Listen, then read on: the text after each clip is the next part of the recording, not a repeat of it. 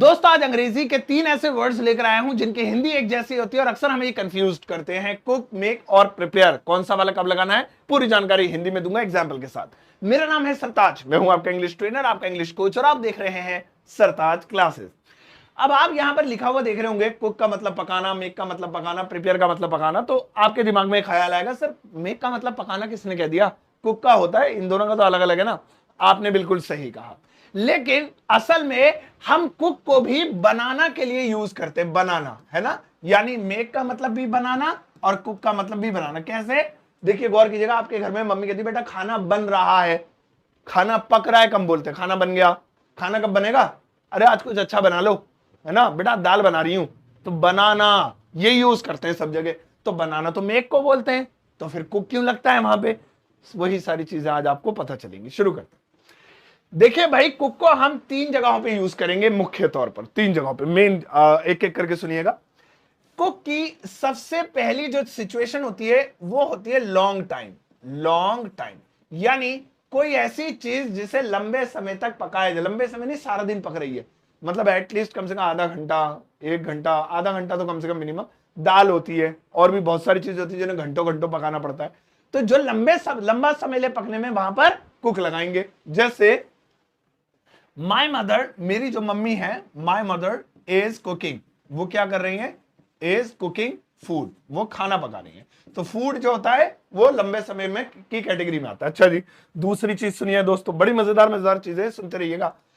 Cook का दूसरा use होता है गलाकर। गलाकर या गलाकर, या जो है क्या नाम है, एक तो गलाकर हो गया, या भाप लगाकर। भाप लगाकर कोई ऐसा खाना जिसे गलाकर या उसमें भाप लगाकर बनाया जाए तो वो कुक कहलाएगा, यानी उसको सॉफ्ट किया जाए भाप लगाकर।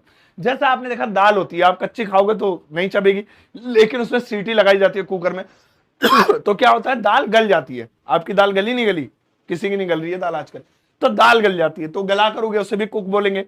या भाप लगाकर, है ना, तो वहां भी कुक का यूज होगा। जो चीज कच्ची है जिसे भाप लगाकर पकाया जाए, देखिए पकाना आ रहा है, तो वहां भी हम क्या करेंगे, कुक का यूज करेंगे। अब तीसरा यूज जो होता है भाई कुक का, लंबे समय के लिए हो गया, भाप के लिए हो गया, उबाल कर हो गया, उबालने वाले केस में भी आता है ये। तीसरा जो इसका यूज होता है वो इडियम्स वाले सेशन में होता है। अब इडियम्स सुनेंगे, इससे बनने वाले बहुत कमाल कमाल के इडियम्स जो शायद आपने पहले नहीं सुने होंगे, सुनते रहिएगा।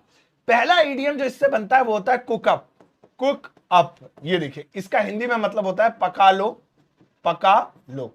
लो जुड़ जाता है इसमें। जैसे कुक अप समथिंग स्पेशल, कुछ अच्छा पका लो। कुक अप राइस, चावल पका लो। जब आपको लो बोलना हो तो आप क्या बोलेंगे, कुक अप बोलेंगे। जैसे कुक अप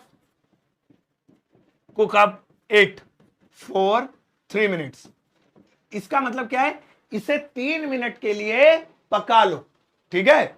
अच्छा जी, कुक से बनने वाला दूसरा फ्रेज देखिए, बहुत मजेदार मजेदार है, सुनते रहिएगा। अगला है कुक द बुक्स।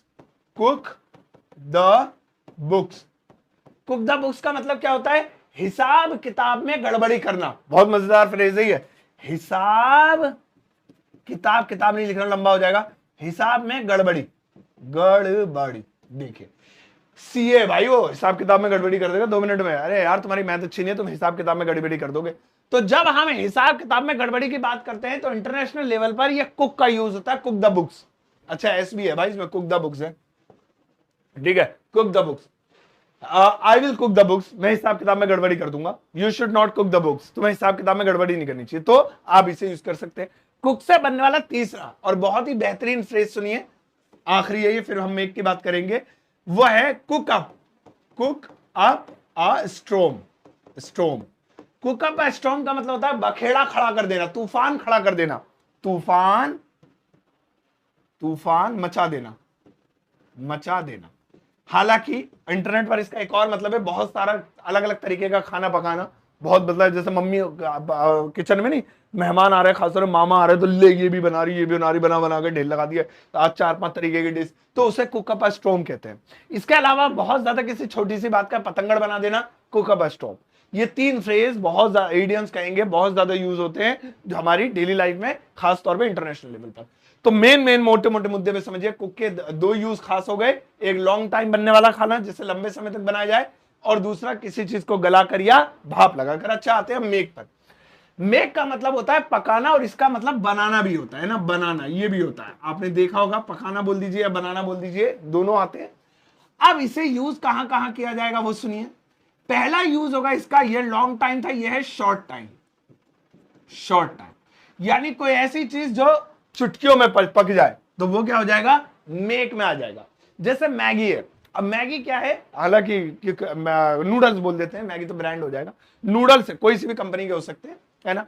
अब नूडल्स क्या होते हैं, उसको हम क्या करते हैं कि जब पकाते वो भी गलाते हैं या भाप लगाते हैं, एक तरीके से समझ लीजिए। तो आना तो कुक की कैटेगरी में चाहिए, लेकिन ये ऊपर वाला फॉर्मूला उस पर अप्लाई नहीं हो रहा है। तो यहाँ पे जो नूडल्स हैं वो कम टाइम में पक रहे हैं, तो शॉर्ट टाइम के लिए मेक आ गया, मेकिंग नूडल्स, मेक इसलिए बन जाता है। इसके अलावा और कोई चीज सोच लीजिए जो बहुत जल्दी बन जाए, एक 2 मिनट 4 मिनट मैक्सिमम 10 मिनट के अंदर, तो वहां पे हम उसे मेक की कैटेगरी में डाल देंगे। शॉर्ट आ गई, शॉर क्यों लिखा है मैंने। इसके बाद दूसरी देखिए, दूसरी चीज क्या आती है, दूसरी चीज, अबे यार लाल वाला नहीं आ रहा क्या, इससे ओके, लाल वाला इससे।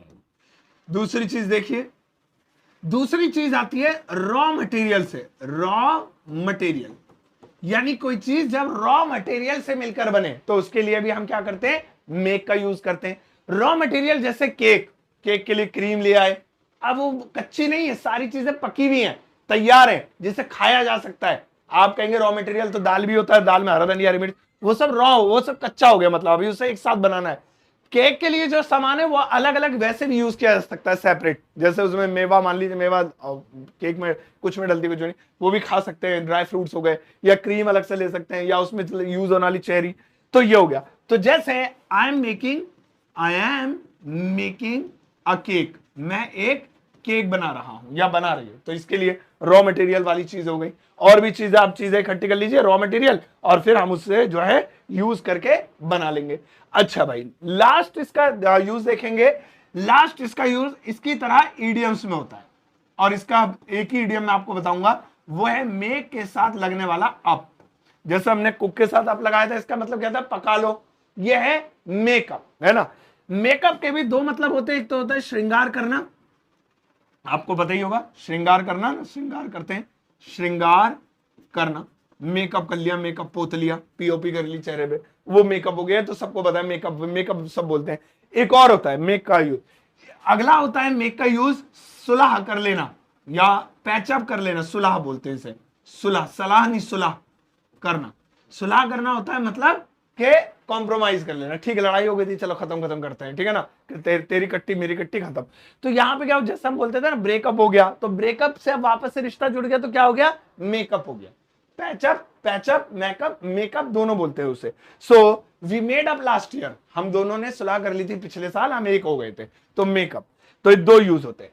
तो यहां पे आप मेक का यूज इस कैटेगरी में शॉर्ट टाइम वाले फूड के लिए कर सकते हैं, और कुक का यूज लॉन्ग टाइम वाले फूड के लिए कर सकते हैं। अब आता है प्रिपेयर, इसका मतलब पकाना, लेकिन बनाना में ज्यादा यूज होता है, बनाना या तैयार करना, जैसे प्रिपेयर का मतलब ही तैयार करना होता है, बस ये उसी में यूज होता है, तैयार करने में। जब आप किसी का वेट करते हैं, कोई सामान इकट्ठा करते हैं, है ना, सामान, अलग अलग तरह का सामान जो है इकट्ठा करते हैं। ये देखो भाई, चाय की पत्ती पकड़ ली, ये दूध रखा है, ये चीनी रखी है ना। अब तुम मेहमानों को आने दो, मैं देखो चाय बनाती हूं बढ़िया तरीके से। क्या बना दिया मैंने चाय से।